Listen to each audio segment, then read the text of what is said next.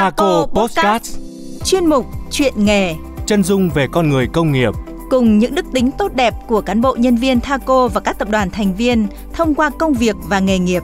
Xuất bản vào thứ 6 cách tuần Trên YouTube Thaco Group, website và ứng dụng My Thaco.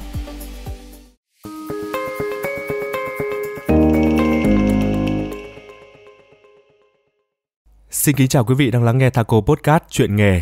Đây là chuyên mục đã phát sóng hơn 20 tập, chia sẻ câu chuyện nghề từ nhiều vị trí công việc khác nhau tại Thaco và các tập đoàn thành viên. Thay mặt đội ngũ sản xuất, Ngọc Luân xin gửi lời cảm ơn chân thành đến quý vị thính giả đã luôn theo dõi và đồng hành cùng chương trình.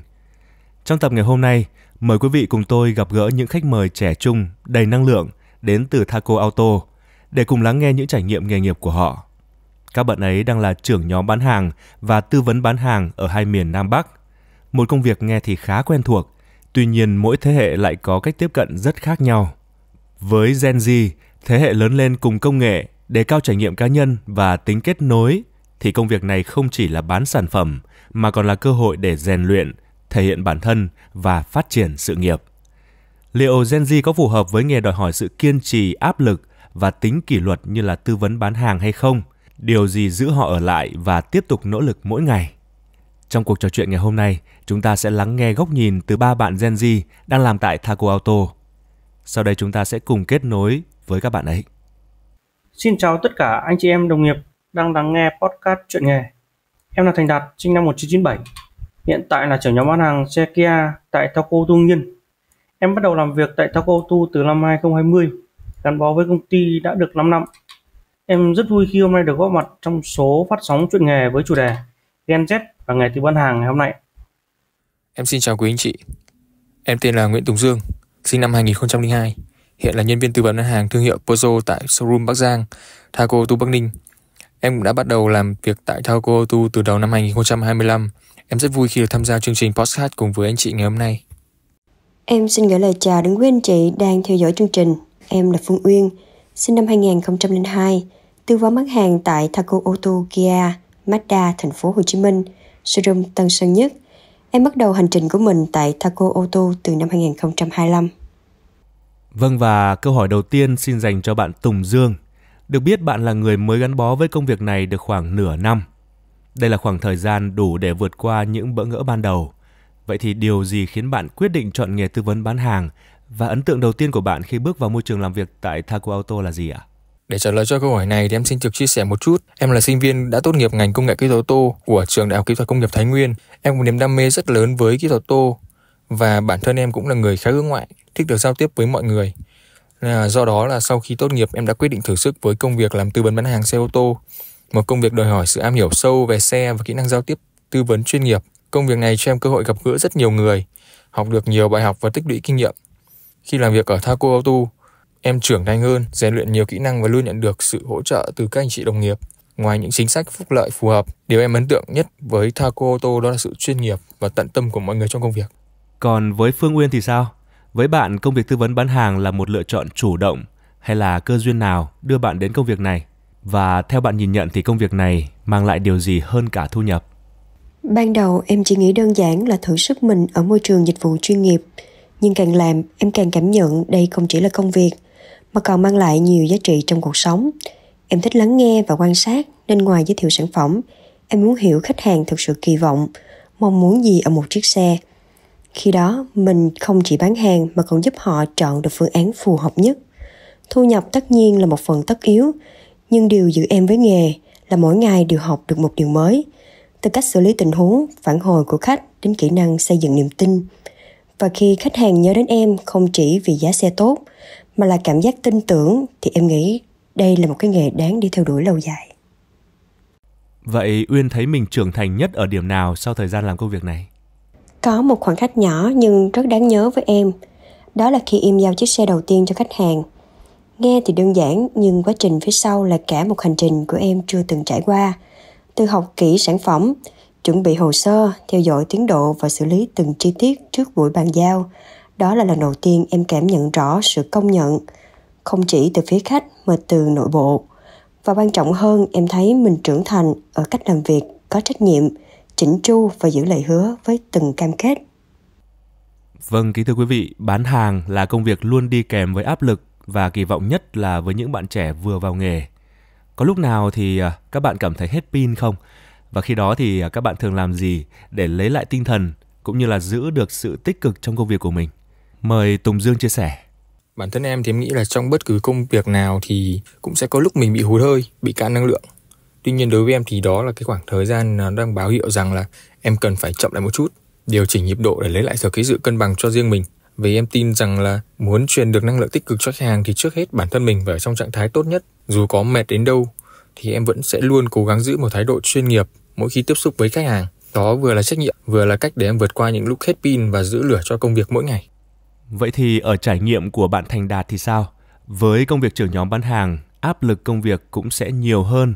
Thì khi có những thử thách trong công việc, điều gì đã giúp Thành Đạt vượt qua và tiếp tục tiến lên? Đối với em, khi đối diện với những áp lực, thay vì hoang mang, em luôn bình tĩnh nhìn nhận sự việc để tìm hiểu nguyên nhân, tìm kiếm giải pháp và cùng đồng đội giải quyết vấn đề. Em tin rằng không có khó khăn nào là không thể vượt qua nếu chúng ta giữ được sự kiên định và tinh thần chủ động. Và may mắn em có một đội nhóm tuyệt vời, luôn sẵn sàng sẻ chia, hỗ trợ cùng nhau hành động để vượt qua khó khăn thử thách. Em cũng thường nhắc mình về lý do bắt đầu, những thành quả đã đạt được và cả những mục tiêu em chưa thực hiện được. Đó chính là nguồn động lực để em tiếp tục tiến lên. Với em, tinh thần không bỏ cuộc và sự đoàn kết chính là chìa khóa để vững vàng trước mọi thử thách trong công việc và cả cuộc sống. Đạt là người trẻ và cũng đang làm việc với những bạn Gen Z như mình. Theo Đạt, điều gì quan trọng nhất để một người trưởng nhóm có thể kết nối và đồng hành hiệu quả với Gen Z? Gen Z là một thế hệ lớn lên trong môi trường số, tiếp cận thông tin nhanh, có tư duy độc lập và mong muốn được nghe, được là chính mình trong công việc. Theo em, điều quan trọng nhất để một trưởng nhóm kết nối và đồng hành hiệu quả cùng với Gen Z là sự lắng nghe và thấu hiểu.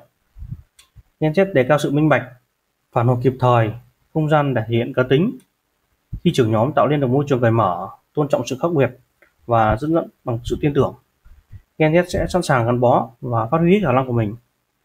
Gen Z đã và đang trở thành lực lượng lao động chính ở nhiều lĩnh vực, không riêng gì công việc tư vấn bán hàng. Với những đặc thù nhất định của công việc này, theo các bạn, Gen Z mang đến giá trị gì mới cho nghề bán hàng? Xin mời các bạn chia sẻ ý kiến của mình. Theo em thì Gen Z mang đến một nguồn năng lượng mới, tích cực, sáng tạo và có khả năng thấu hiểu rất là tốt cái nhu cầu của nhóm khách hàng trẻ, những người mà có xu hướng tiêu dùng hiện đại và thay đổi rất nhanh chóng. Em cảm thấy Gen Z khá là nhạy với những cái thay đổi trong công nghệ mới. Điều này rất cần thiết cho một cái môi trường đang chuyển dịch theo hướng số hóa và đề cao cái trải nghiệm của khách hàng.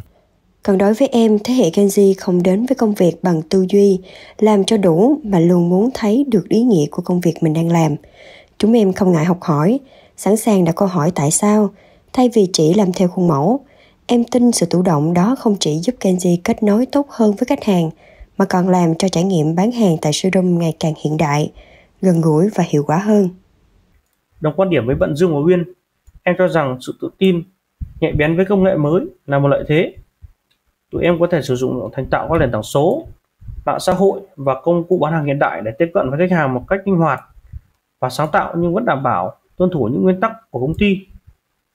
Nghe theo tụi em có tư duy cởi mở, học nhanh, dễ thích nghi, rất phù hợp với nghề tư vấn bán hàng, vốn cần sự linh hoạt và chủ động khi tiếp cận chăm sóc khách hàng. Tụi em cũng chú trọng những trải nghiệm cá nhân hóa, nên không chỉ bán sản phẩm mà còn mong muốn tạo kết nối gần gũi, mới mẻ. Thêm nữa, Gen Z dám nghĩ, dám làm, sẵn sàng thử cái mới và đưa ra những sáng tạo để cải tiến quy trình, nâng cao hiệu quả công việc. Vậy thì theo các bạn, môi trường tại Thaco Auto có thể mang lại điều gì khác biệt cho hành trình phát triển của thế hệ Gen Z, cụ thể là ở công việc tư vấn bán hàng hay là xa hơn thế?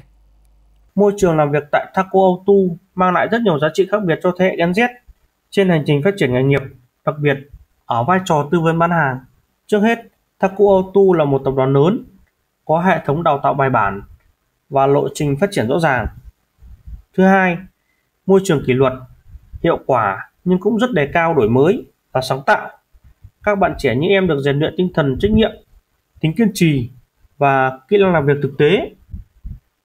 Bên cạnh đó, tại Thaco Auto, cơ hội phát triển không chỉ dừng lại ở vị trí tư vấn bán hàng mà có thể mở rộng ra các vai trò như quản lý, marketing hoặc lĩnh vực khác nếu bản thân có năng lực và sự cầu tiến. Đây chính là điều khác biệt vì không chỉ là một công việc mà là cả một hành trình nghề nghiệp lâu dài. Với em, điều đặc biệt ở Thaco Tu là cách công ty xây dựng một môi trường giúp Gen Z phát triển nghề nghiệp một cách bài bản. Từ tư duy đến tác phong, chúng em không chỉ được học cách bán hàng mà còn học cách lắng nghe, tư duy làm dịch vụ và xây dựng sự tin cậy với khách hàng qua từng tình huống thực tế. Theo em thì Thaco Tu là một môi trường khá dễ thở cho các bạn trẻ Gen Z mới ra trường đi làm. Chế độ khá ổn định, môi trường chuyên nghiệp và lộ trình phát triển rõ ràng, giúp cho bọn em không bị ngợp khi bắt đầu. Công ty thì khuyến khích cái sự chủ động nhưng vẫn giữ sự kỷ luật, nên mỗi ngày đi làm thì em vừa nâng cao cái kỹ năng nghề nghiệp, vừa rèn được cái sự chỉn chu cho mình, trách nhiệm và đạo đức làm nghề. Những điều mà em cho là rất cần thiết cho một cái hành trình dài hơi, dù trong ngành ô tô hay là trong bất kỳ một lĩnh vực nào khác. Cảm ơn Thành Đạt, Tùng Dương và Phương Uyên đã chia sẻ những góc nhìn rất thực tế và đầy cảm hứng. Cảm ơn các bạn rất nhiều. Và rõ ràng thông qua câu chuyện của các bạn thì chúng ta cũng có thể thấy rõ là Gen Z không chỉ mang đến năng lượng mới cho nghề bán hàng mà còn đang trưởng thành từng ngày trong môi trường kỷ luật và chuyên nghiệp của Thaco Auto. Thưa quý vị, tiếp nối chương trình ngày hôm nay, kính mời quý vị cùng lắng nghe các hoạt động nội bộ đang diễn ra tại Thaco và các tập đoàn thành viên.